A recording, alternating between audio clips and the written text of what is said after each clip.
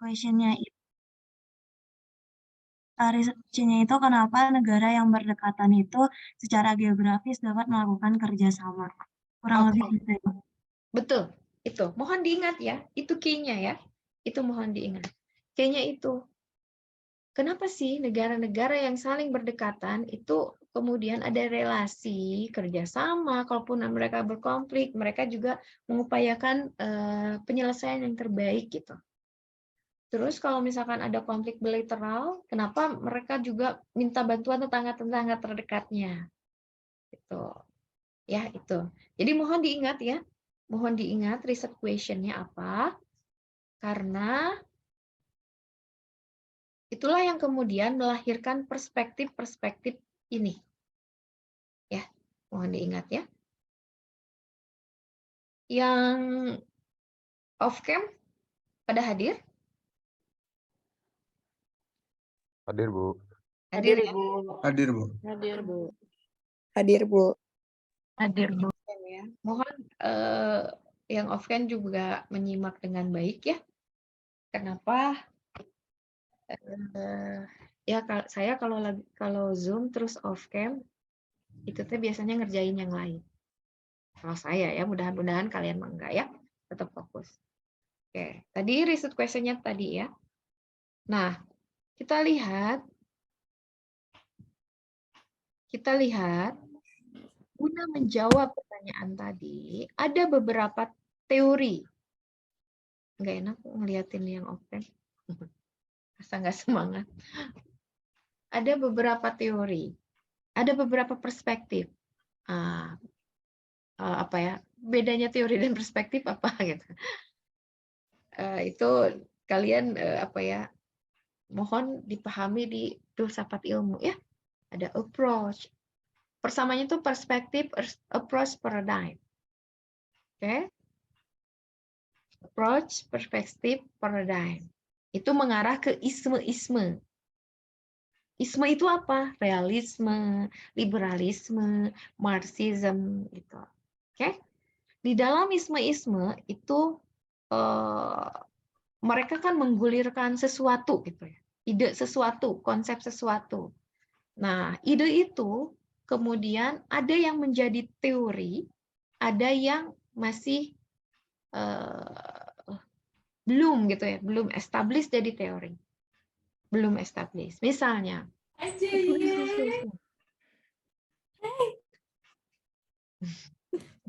securitization ya.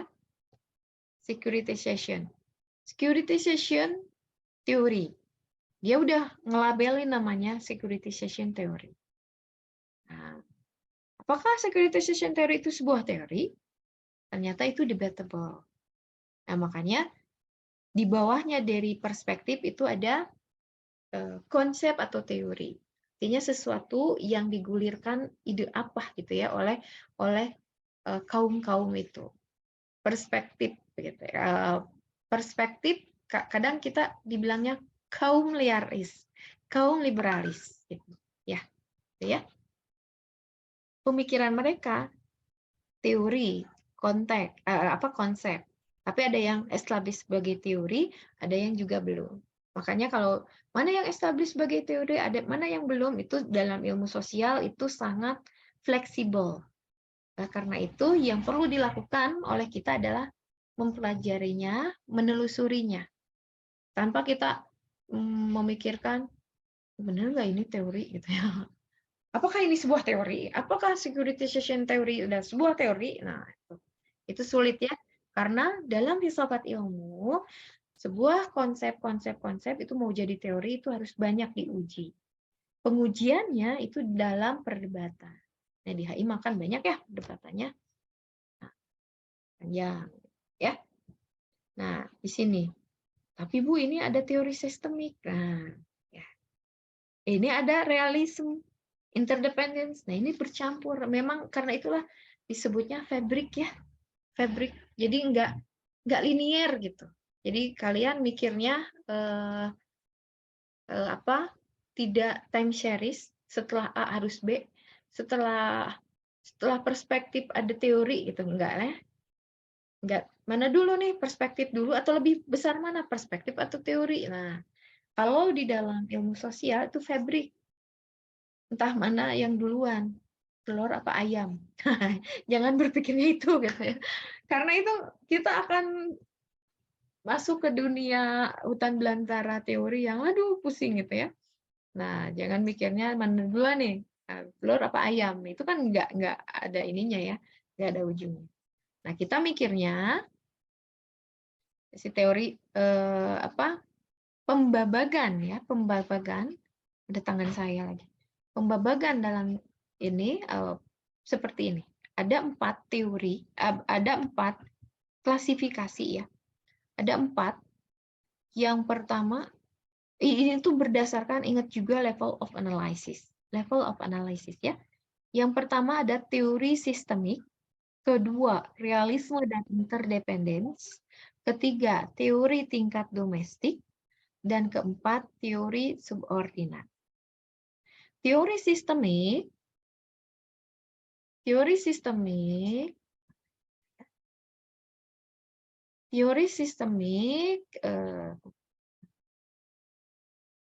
nah yang ini pada dasarnya adalah teori-teori level global. Teori-teori yang menganalisis level global, ya, level global yang hero terhadap bagaimana regionalisme itu terbentuk di sebuah kawasan tertentu. Oke? Kenapa? Contohnya bahwa teori level global itu adalah realism. Tapi di sini lihatnya neorealis. Kenapa neo? Karena realism itu dia melihat kalau realism main actor-nya itu kan state ya. Kalau neo main actor-nya itu non-state.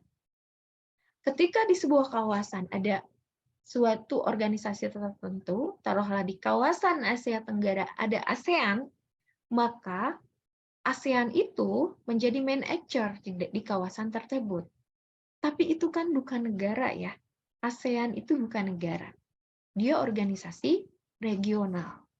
Ketika sebuah non-state actor kemudian menjadi main actor, nah realisme juga mikir, kok bisa ada? Makanya salah satu ciri dari neorealis adalah dia mengakui aktor non-negara, tetapi aktor non-negara itu tetap mainnya yang utamanya adalah state. Jadi misalnya Greenpeace dengan PBB, nah, yang dianggap oleh realis itu Greenpeace apa PBB? Atau FIFA ya. FIFA nih yang sekarang lagi hot di Indonesia ya. FIFA sama PBB yang diakui sebagai aktor dalam HI oleh kaum realis, neorealis terutama yang mana? PBB, bukan, Bu. Betul. PBB, Bu. Kenapa PBB? Karena anggotanya terdiri dari negara-negara. Betul. Sip. Gitu ya. Nah, jadi main actionnya tetap origin idenya tetap turun meskipun ada neo, tapi dia mengakui ada aktor lain, tapi dia beradaptasi dengan pemikiran dari paham lain, tapi main idenya tetap mengambil dari induknya. Tadi ya, baik FIFA sebesar apapun, seberkuasa apapun, FIFA tetap kalau dalam realis itu tetap bukan main actor. Tapi kalau dalam ini liberalis ya, liberalis, neoliberalis, FIFA ya. Kenapa? Nggak butuh negara FIFA mah. Bukan negara yang main actor, tapi corporate. Corporate. Apapun bentuk corporate-nya ya. Oke, nah ini teori sistemik itu adalah teori-teori level global, teori yang hero pada level global, tapi memandang kenapa sih ada ada regionalis. Ada dua, yakni ini neorealis dan kemudian ini dari liberalis. Interdependensi struktural dan globalisasi. Ini sebenarnya dari liberalis. Ya. Ada dua. Nah, teori ini memandang bahwa regionalisme itu muncul dari dua hal. Regionalisme itu muncul karena ada tekanan dari struktur global, ya, karena ada tekanan dari struktur global secara politis dan ekonomi, sehingga terhadap negara awalnya, ya. Jadi ada tekanan atau pressure dari global kepada negara-negara yang itu nggak bisa dihandle sama negara, nggak bisa diatasi sama negara. Karena nggak bisa diatasi, maka negara-negara berupaya mengatasi pressure tersebut secara dengan nyari teman gitu ya, nyari teman untuk mengatasi masalah itu secara bersama. Tetapi problemnya kalau temannya jauh kan susah, ya, temannya jauh susah, maka dia mencoba mencari cara solving tadi, problem solving dengan teman-teman terdekatnya. Oke, jadi maksudnya apa? Regionalisme itu tumbuh karena ada pressure dari global. Ada global pressure terhadap negara-negara yang kemudian negara-negara itu saling menyatu dengan negara-negara tetangganya, dengan negara-negara terdekat. Pressure-nya itu satu dari aspek politis ya, dan satu lagi dari aspek ekonomi. Itu pressure-nya dari aspek politis dan aspek ekonomi. Makanya dua yang lebih hero ya neorealis dan liberalis. Liberalis dia lebih concern dengan ekonomi, kalau neolit dia lebih isu-isu politis. Tuh, kayak misalnya G20 ya, itu kan global ya, level global, forum level global. Tapi cara melaksanakannya gimana? Tetap aja kembali ke negara masing-masing. Tapi kemudian ada banyak hal yang stuck, ada banyak hal yang sulit dilaksanakan dalam kesepakatan regional itu, global ya terutama. Ada banyak hal yang sulit dilaksanakan. Nah akhirnya ya dengan negara terdekat. Atau misalnya Laut Cina Selatan, konflik Laut Cina Selatan. Ini wilayah ya, kawasan. Ada konflik. Gitu. Tetapi ini masuknya ke global apa ke regional? Orang neorealis melihat ini ada pressure politis dari Cina sebagai negara per se, negara yang ingin menguasai Laut Cina Selatan berdasarkan klaim historis ya. Tapi dia mempengaruhi banyak negara. Nah, yang beririsannya adalah negara-negara di Asia Tenggara. Itu jadi problem kawasan. Nah, kemudian negara-negara tetangga di Asia Tenggara itu ngangkatlah, diangkatlah isu itu ke ASEAN. Nah, pressure-nya dari mana?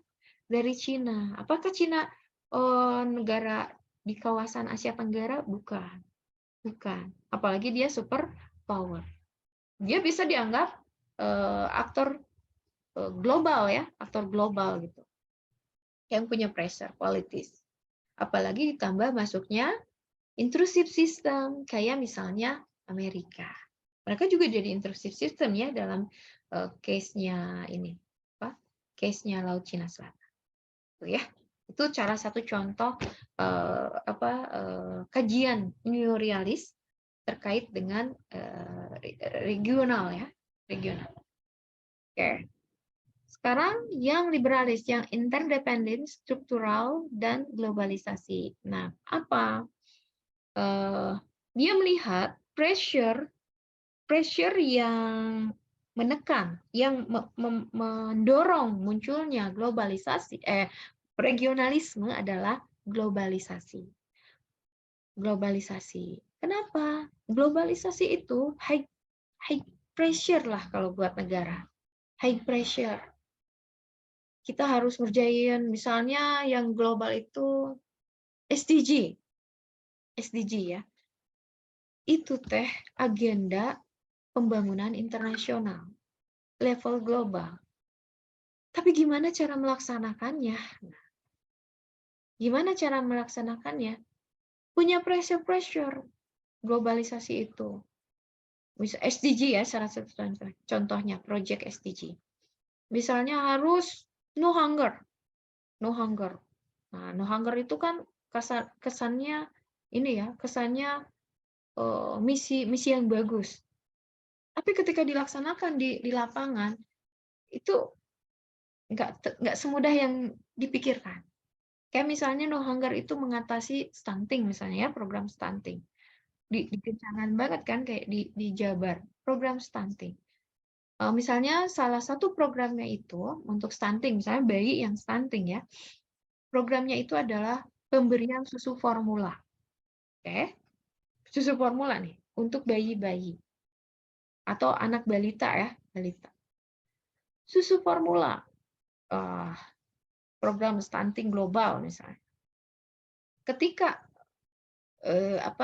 SDG-nya ada campaign, salah satu programnya no stunting, no hunger atau peningkatan stunting ya, mengatasi stunting itu adalah pemberian susu formula. Nah, produsen susu formula langsung dong, gitu ya, datanglah CSR-nya lah, apalah gitu ya, langsung.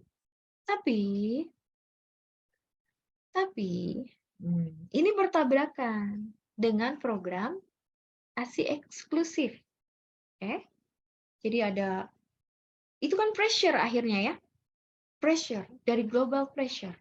Udah ada uangnya di situ main ya, capitalnya ya, bahwa perusahaan susu formula kemudian mengambil biar produknya laku, dia mengambil project itu.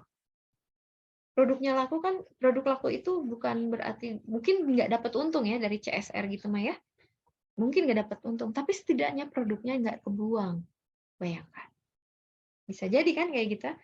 Ambillah project itu expire-nya setahun, 2 tahun, nggak apa-apa, yang penting nggak kebuang. Ambil project, itu ada pressure, ada uang, ada politis juga ya, ada lobby-lobby. Ketika dimasukkan ke lapangan, di lapangan, berbenturan dengan program ASI eksklusif yang digalakan oleh penggiat kesehatan, dokter ataupun bidan, itu kan menyarankannya ASI eksklusif. Ya, oke. Di satu sisi ada ASI eksklusif, dan di satu sisi lagi ada pengatasan stunting. Itu, wah, di lapangan gimana? Jadi seorang ibu harus milih ya, mau ASI eksklusif atau mau menerima susu formula gratis, apalagi yang mahal-mahal. Nah, mau mana? Nah, itu akhirnya pressure itu, ada pressure ya. Pressure, oke? Dapat dipahami bagaimana pressure global ya?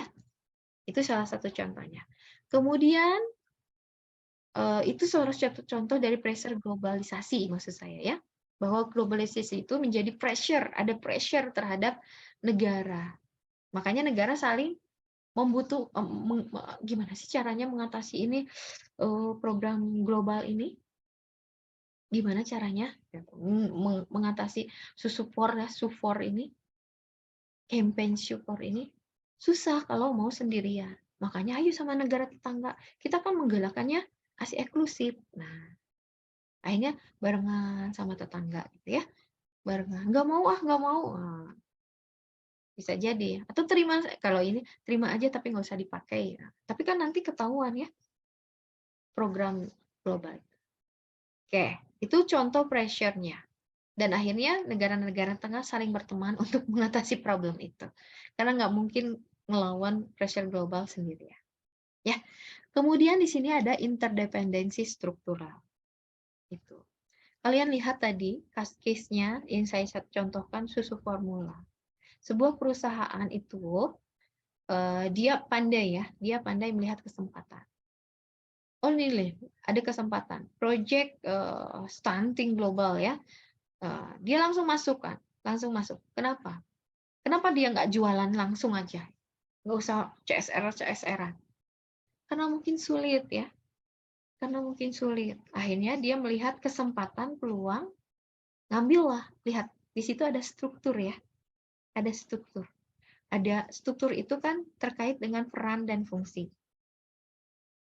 Peran itu terkait dengan kedudukan. Misalnya dalam organisasi ya, kedudukan organisasi. Lihat ketika misalnya SDG ya, SDG kan PBB ya. SDG pasti PBB membuat unit untuk melaksanakannya. Oke. Unit pelaksana SDG itu kemudian bikin serangkaian program. Itu udah unit-unit itu pasti enggak satu ya. Dia punya strukturnya, si acaranya gitu. Seksi acara, seksi apalah gitu ya. Ketuanya pasti ada strukturnya. Nah, perusahaan juga masuklah sebagai mitra di situ. Oke? Kebayang? Dan disitulah muncul struktur yang saling fabric tadi, saling tergantung satu sama lain. Itu, oke? Itu contoh struktur. Nah, itu ya dari sisi level teori sistemik. Oke? Jadi ini level global, ingat ya. Segini level global. Oke. Kita next lanjut ke level regional. Ini regional atau kelompok negara. Ingat, ini level of analysis ya. Level of analysis. Mohon diingat-ingat level of analysis itu ya. Ada 5, ada 3, ada 5. Global system atau sistem internasional, subsistem atau regional atau kelompok negara, kemudian kelompok individu dan individu. Itu mohon diingat terus ya. Nah, sekarang level regional ya atau kelompok negara itu terserah. Nah, ini adalah kaum regionalisnya itu sendiri. Oke. Di sini yang pengusungnya itu adalah realisme dan interdependence. Kok realisme ya? Di sini realisme cenah level global, di sini realismenya level regional. Nah, itulah ya. Nah, kenapa tadi saya bilang jangan berpikirnya nggak bisa setelah A harus B, setelah B harus C, tapi semuanya fabric gitu, saling jalin menjalin. Di sini realisme dan interdependence. Realisme memandang bahwa munculnya regionalisme di sebuah kawasan itu memang karena dirinya sendiri. Oke? Karena dirinya sendiri. Dalam rangka apa? Ingat, 3S. Apa S? 3S? Prinsip realisme itu? Survive, secure, sama satu lagi saya lupa. Iya. Survive, secure, sama self-sufficient. Self-help. Self-help. Gitu banyak. Self-help sama statism ya. Statism ya. Statism. Bukan statism ya. Statisme. Paham kenegaraan ya. Nah ini kalian paham sendiri. Tulisannya nggak enak banget ini. Kalau mau survive, itu harus self-help. Nah, tapi yang berbedanya adalah kalau ini statism, ini regionalism. Gitu. Jadi dinaikin levelnya. Kalau ini statism, nah ini lebih ke regional. Tapi kalau negara itu mau survive, dia tumbuh ya. Kalau mau survive harus self-help. Harus self-help. Dan self-help, karena self-help-nya itu kemudian berteman dengan negara-negara tetangganya, muncullah regionalisme. Nah, kalau regionalisme itu mau survive, maka dia harus menolong dirinya sendiri. Ya, itu prinsip dari realis ya. Oke.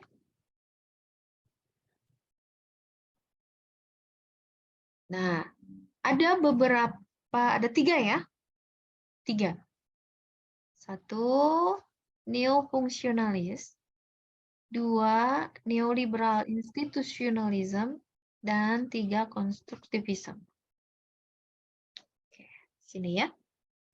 Bayangkan sudah ada regionalisme. Bayangkan sudah ada regionalisme.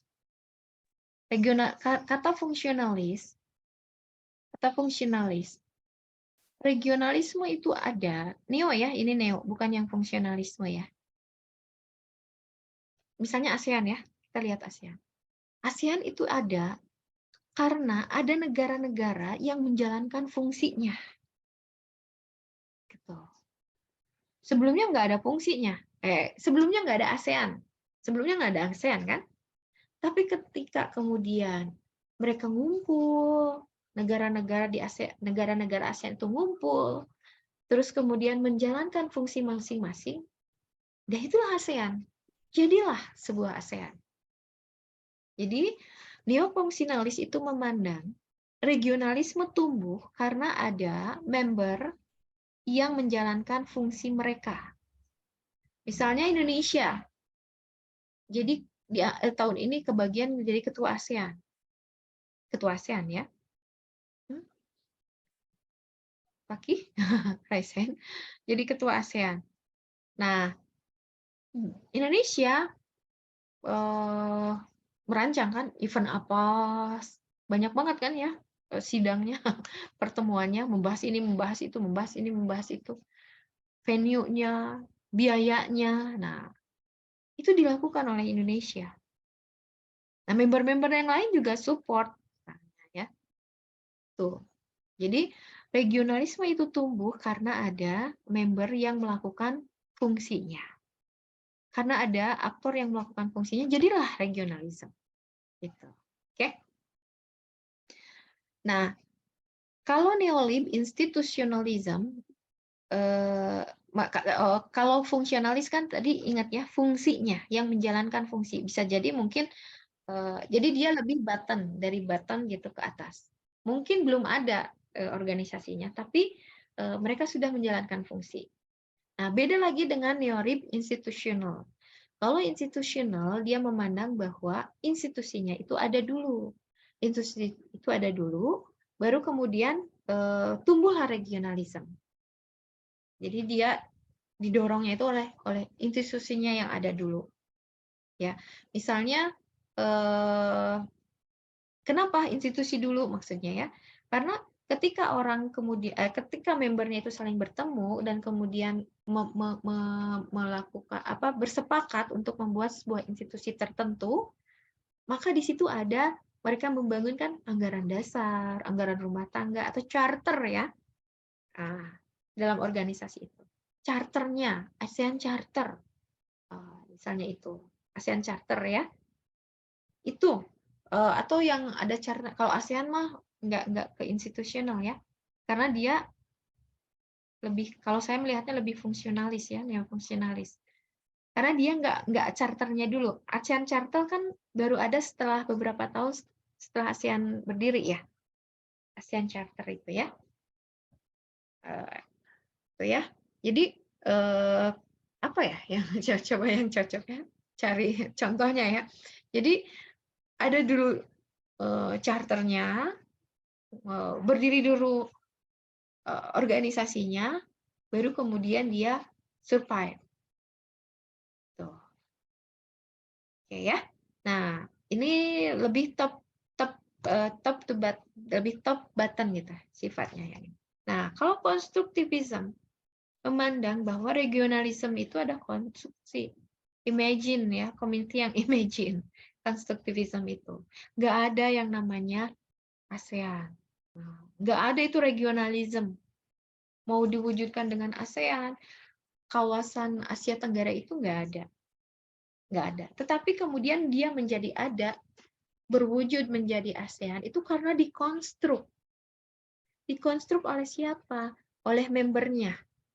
Apa yang menjadi konstruksinya? Common understanding, common identity, yang kayak gitu. Ada identitas bersama yang dikonstruk sehingga yang tadinya nggak ada jadi ada. Misalnya ASEAN Way. Apa itu ASEAN Way? Ada yang tahu ASEAN Way? Coba. Apa itu ASEAN Way? Itu buat apa namanya national anthem-nya ASEAN gitu, official anthem. Tujuannya apa? Ya menyatukan negara-negara ASEAN kayak mereka punya satu identitas yang sama gitu. Yang mereka punya satu lagu yang bisa dinyanyikan sama-sama semua. Gitu. Yang disasarnya masyarakat apa negara? Lebih ke Person gitu ya. Person. Iya kan? Makanya dibilang ASEAN citizenship, ya nggak? Ya kan? Ada istilah itu kan? ASEAN citizenship, warga negara ASEAN. Coba, itu dikembangkannya itu oleh pilar apa yang namanya ASEAN teh? Ekonomi, welcome ya, culture ASEAN, apa namanya teh? Satu masyarakat ekonomi ASEAN, apa yang sosiokultural ya? 3 pilar ASEAN misalnya ya, 3 pilar ASEAN. Itu kan yang ini kan identity bersama. Apakah ada? Iya ya. Apa nih namanya? Siapa Arsa? Yang 3 itu ASEAN Political Security Community, terus yang kedua ASEAN Economic Community, dan yang ketiga itu ASEAN Socio-Cultural Community. ASEAN Socio-Cultural Community. ASEAN Socio-Cultural. Mereka menggaungkannya kan identitas ASEAN. Cara ASEAN gitu. Ala hidup ASEAN, ASEAN Ways. Tapi apakah ada ASEAN Ways sebelumnya? Nggak ada. Nah, itu konstruktivis. Jadi, regionalisme itu tumbuh karena memang dikonstruksi oleh aktor-aktornya. Dia nggak tumbuh sendiri. Dia nggak given dari Tuhan yang ada gitu. Nggak ujuk-ujuk udah ada dari sananya, enggak. Tapi dia dikonstruksi oleh orang-orang, oleh aktor-aktor untuk membentuk sebuah unit bersama, entitas bersama. Tuh ya.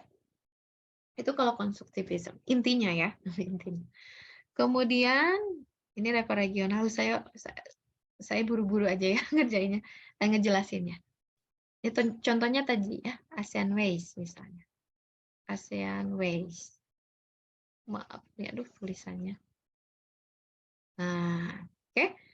Kemudian ini adalah teori tingkat domestik. Teori tingkat domestik itu maksudnya adalah levelnya negara. Oke, ini levelnya negara state ya. Ini levelnya state. Cuman pemikiran besarnya gini. Regionalisme itu tumbuh karena negara lah yang memaunya.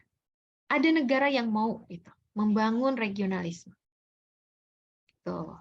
Jadi regionalisme itu buttonnya dari negara kemudian ingin membentuk supranasional tertentu.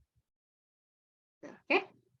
Ada beberapa teori tingkat domestik. Domestik itu ini jangan dilihat domestiknya ya. Tapi domestik itu maksudnya negara. Oke. Ada beberapa pemahaman, yakni yang pertama regionalism and state coherence. Coherence teh serupa sebangun. Pemikiran utamanya gini, regionalisme itu tumbuh karena ada negara-negara yang punya pandangan yang sama, state coherence. Oke. Regionalisme itu tumbuh karena negara-negara punya keinginan yang sama, punya hal yang sama. Apa yang samanya? Misalnya geografisnya, tuh, atau tipe negaranya, tipe pemerintahannya, monarkika, demokrasika, tuh ya. Apa yang samanya? Ya apa aja itu. State coherence. Jadi coherence itu serupa sebangun. Jadi ada pemikiran yang sama. Contohnya ASEAN ya, biar dekat aja. Saya ngejelasinnya biar mudah tuh kan ASEAN. Karena ada pemikiran yang sama, misalnya ketika yang lain African Union misalnya ya.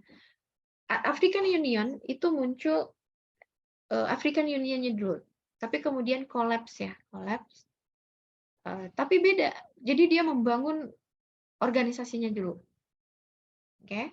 Kalau ASEAN beda. Dia ngobrol dulu. Ketemu dulu, ngobrol dulu, arisan dulu, baru jadi ASEAN. Ya kan? Association namanya juga ya, bukan organization. Kenapa?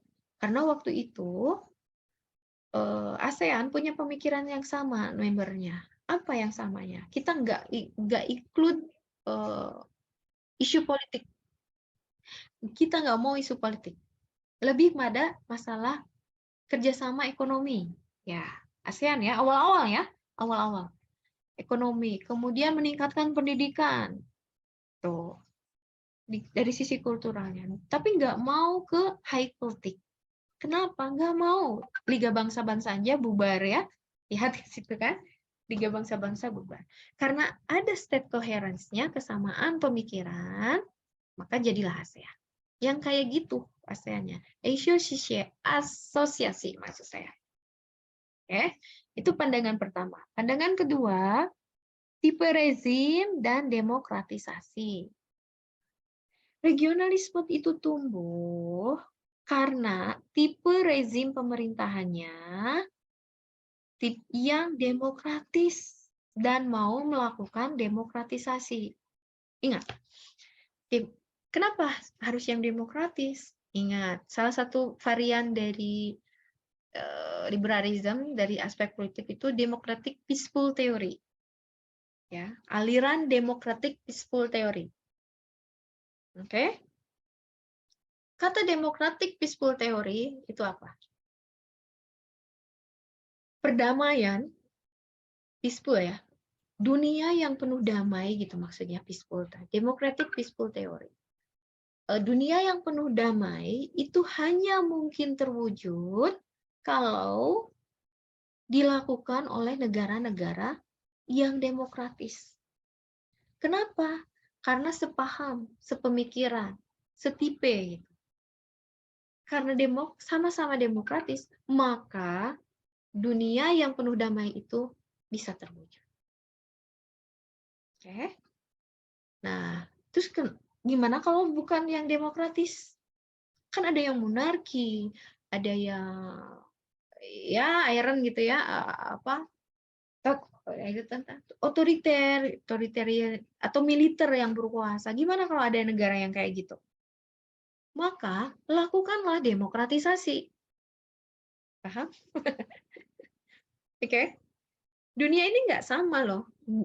Nggak semuanya demokratis. Tapi perdamaian hanya bisa dicapai kalau semuanya demokratis.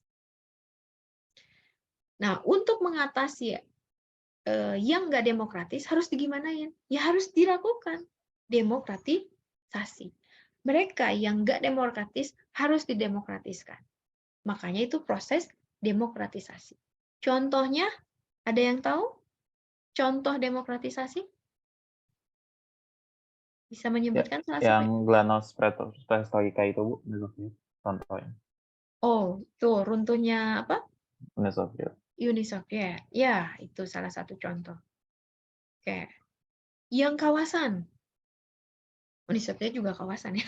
Segede gitu maksudnya. Yang kawasan Arab Spring. Iya, Bu. Oke, pernah dengar? Iya, Nah, ya. Iya, Bu.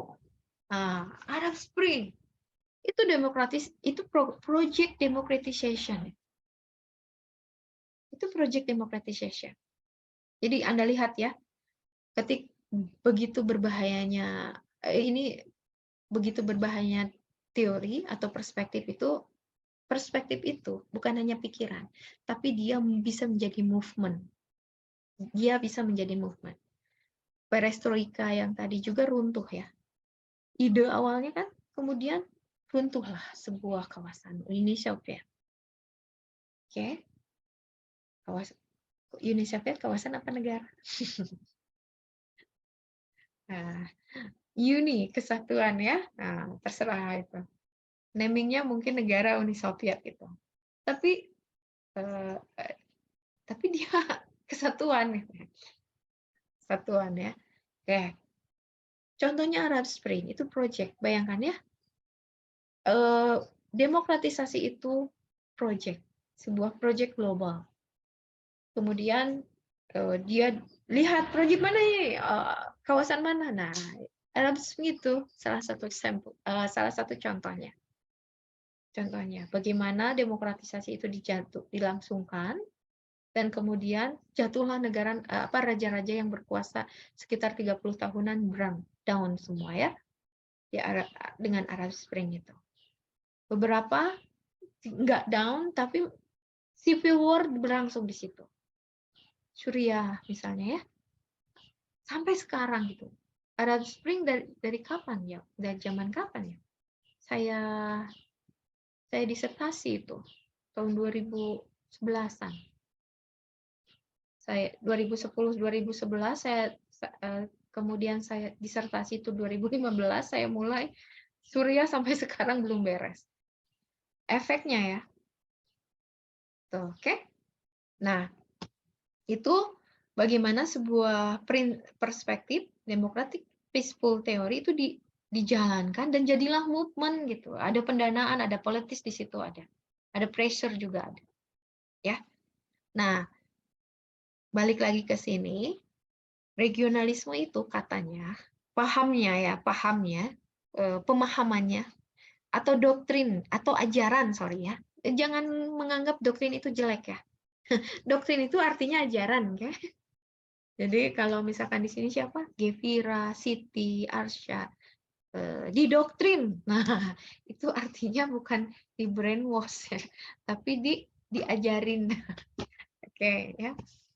Jadi doktrin itu asal katanya apa ya? Netral. Penerjemahan makna netralnya itu adalah ajaran, ya. Nah, doktrin dari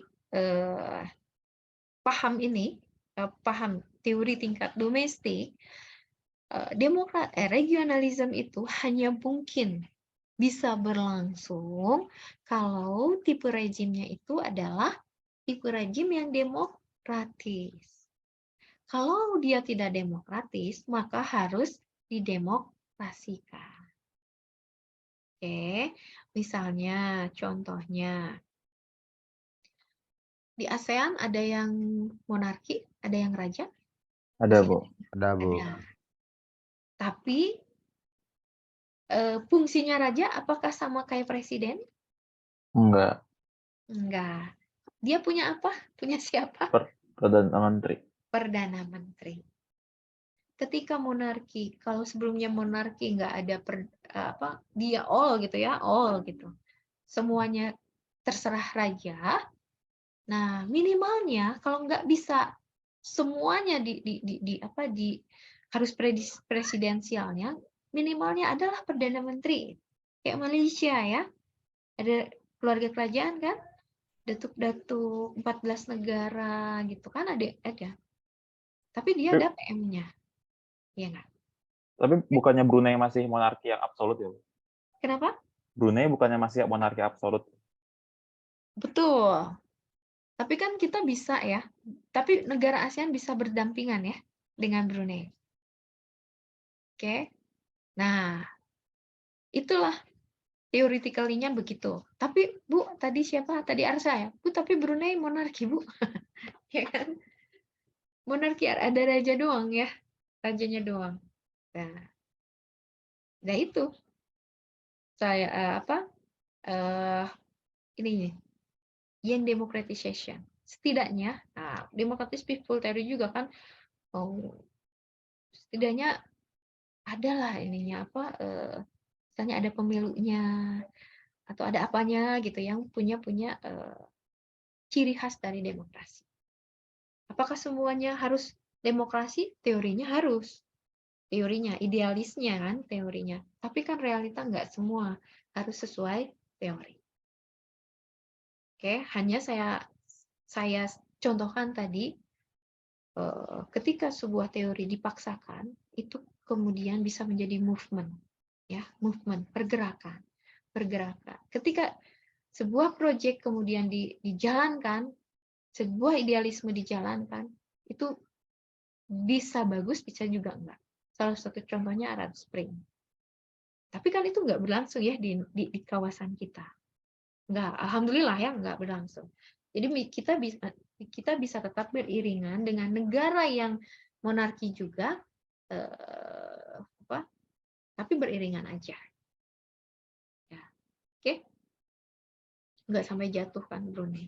Kita nggak ada yang mau ngejatuhin Brunei. Cuman ingat juga ya, Brunei itu dia memisahkan, Brunei, Singapura ya, dia juga memisahkan diri dari Malaysia ya. Iya ya, Malaysia ya. Commonwealth-nya dari Inggris ya. Itu ya. Oke. Kemudian teori-teori konvergens. Konvergen itu kayak apa ya? Konvergen. Kayak prisma gitu ya. Tahu prisma yang kemudian jadi pelangi-pelangi itu? Prisma jadi pelangi apa sih maksudnya? Jadi maksudnya gini, berbeda-beda juga nggak masalah gitu ya. Negara-negara tuh banyak dan berbeda-beda dan itu tidak masalah. Tapi kemudian mereka bersatu, konvergens gitu ya, menjadi satu gitu, satu. Kayak misalnya pencerminan. Kalian pernah yang di IPA tuh kalau satu cermin, sinar, kemudian masuk prisma, itu kan jadi ada pelanginya gitu lah ya. Ada, itulah ya. Ya seperti itu maksudnya. Kalian paham ya? Maksudnya ada banyak negara yang berwarna-warni, berbeda karakter, berbeda tipe pemerintahan, berbeda ya mau monarki kayak mau demokratis kayak itu nggak masalah, itu adalah identity masing-masing, tapi kemudian mereka menyatu, konvergen gitu ya, menyatu pada suatu entitas tertentu, sebutlah supranational, biasanya dipanggilnya gitu, supranation, meskipun berbeda-beda, tapi kemudian mereka bisa menjadi satu gitu, jadi konvergen. Ya kayak di ASEAN berbeda-beda, ada yang kerajaan, ada yang demokrasi kayak Indonesia, tapi nggak masalah itu semua, selama mereka punya komitmen untuk membangun kawasan bersama, maka kawasannya akan tetap jalan. Oke, makanya tadi kalau misalkan Bu di Indonesia, di Asia Tenggara itu kan ada full monarki. Nah, itu dilihatnya, dianalisisnya pakai yang konvergen, bukan pakai yang ini. Oke.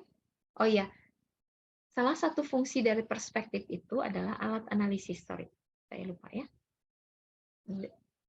Alat analisis. Tools of analysis. Oke, alat analisis. Fungsi dari perspektif, fungsi dari teori itu apa? Alat analisis ya. Alat analisis maksudnya apa, Bu? Kalau kita ada masalah, ada membahas, masalah itu reset question tadi ya. Reset question itu permasalahan.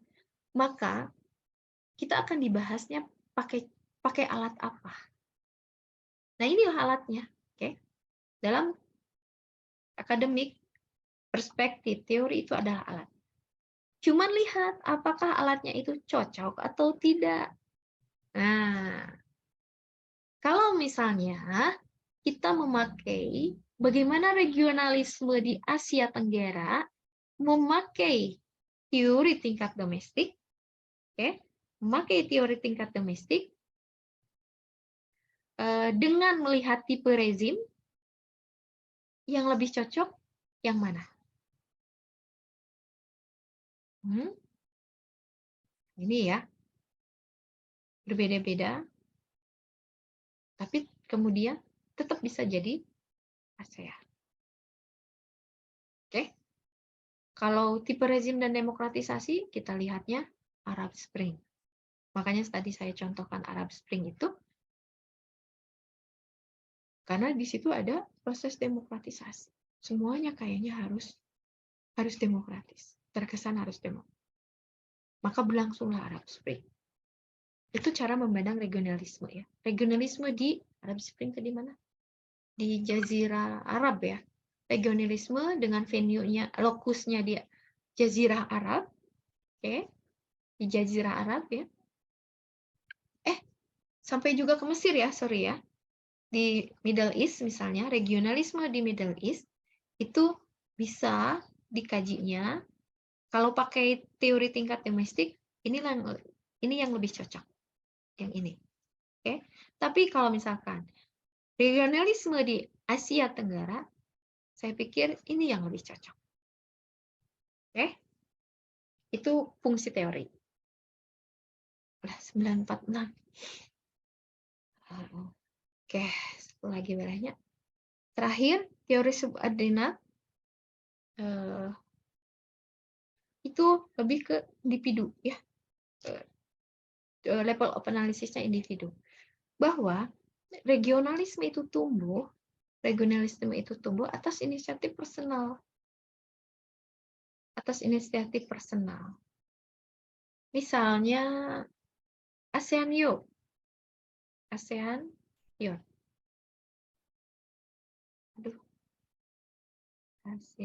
Youth ya. Oke.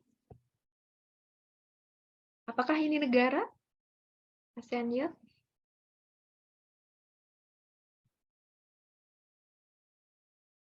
Ini malah kumpulan pemuda. Ya. Tapi ini kemudian salah satu program dari ASEAN Ways itu ya ASEAN Youth. Bagaimana pemuda-pemuda di ASEAN, pemuda-pemuda perwakilan ya, perwakilan bahkan ya, nggak semua pemuda se-Asia Tenggara datang, tapi perwakilan itu pun bisa jadi anak SMA-nya. Yang terakhir itu ada ini lomba apa itu teh? Competition entrepreneurship ASEAN Youth. Tahun berapa ya, saya lupa. Ada kompetisi para entrepreneur mudanya ASEAN gitu. Dia bikin presentasi project yang kayak gitu. Itu mau bikin apa gitu, bikin usaha apa. Nah, salah satunya itu saya adik kelas saya, tapi anak antrop ya. Itu dapat menang gitu, menang competition Asian Youth. Young entrepreneur. Itu waktu tahun berapa gitu ya, saya lupa. Nah, itu kan dipelihara ya, bahwa identitas kebersamaannya itu, identitas bersama itu dipelihara. Tapi itu inisiatif yang non-member sama sekali. Ya contohnya ini gitu ya. Programnya misalnya tadi ada kompetisi entrepreneur muda ASEAN. Nah, itu salah satu contohnya. Oke, mungkin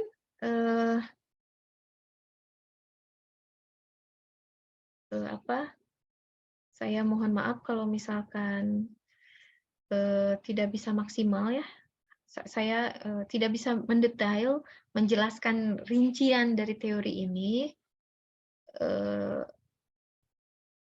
karena jam 10 ini saya harus rapat di fakultas, cuman saya masih di rumah. Jadi mungkin Siti nanti bisa ingetin saya ya. Ini bahan-bahan di sini nih, bahan-bahan Tapi tadi ya, PR sayanya ini ternyata nggak nyala ya. Situ ya, tolong ingetin saya untuk nyalain ini. Saya cek lagi, kemudian nggak tahu nih, saya mau kuis atau tugasnya nanti saya cekkan. Nanti ada kuis lah ya, ada kuis atau tugas di sini. Tapi ini masih belum saya perbaiki LMS-nya. Oke, mungkin saya mohon maaf juga. Sebentar, saya mohon maaf kalau misalkan tidak buka sesi tanya jawab ya, karena saya harus siap-siap. Seperti itu mungkin, nggak apa-apa ya. Saya mohon maaf banget. Nanti untuk lebih mendetailnya, memahami teorinya, nanti drive ini akan saya nyalain lah. Mungkin seperti itu. Terima kasih atas kehadirannya, sudah mendengarkan saya berbicara, ya sharing. Intinya buat apa perspektif? Perspektif itu ada untuk alat analisis ya, yang pertama. Alat analisis itu ada untuk apa? Untuk menjadi alat untuk memecahkan masalah. Masalahnya apa? Reset question-nya. Reset question dari regionalisme itu apa tadi? Kenapa sih regionalisme itu tumbuh? Nah, itu reset question-nya ya. Dan dari pertanyaan itu, Anda sekalian tadi udah menyimak ya, ada banyak teori yang membahas itu. Sebenarnya lebih banyak lagi dari yang pemetaan tadi, lebih banyak lagi. Ada banyak teori yang nggak bisa masuk di situ ya, dan lebih berkembang. Itu juga saya merujuknya, saya buat buku itu kan 2010 ya, 2010. Berujuk pada buku-buku sebelumnya dari 2005, 2001 kayak gitu. Dan sekarang jauh lebih berkembang. Apalagi ada new regionalism yang seperti itu jauh lebih berkembang.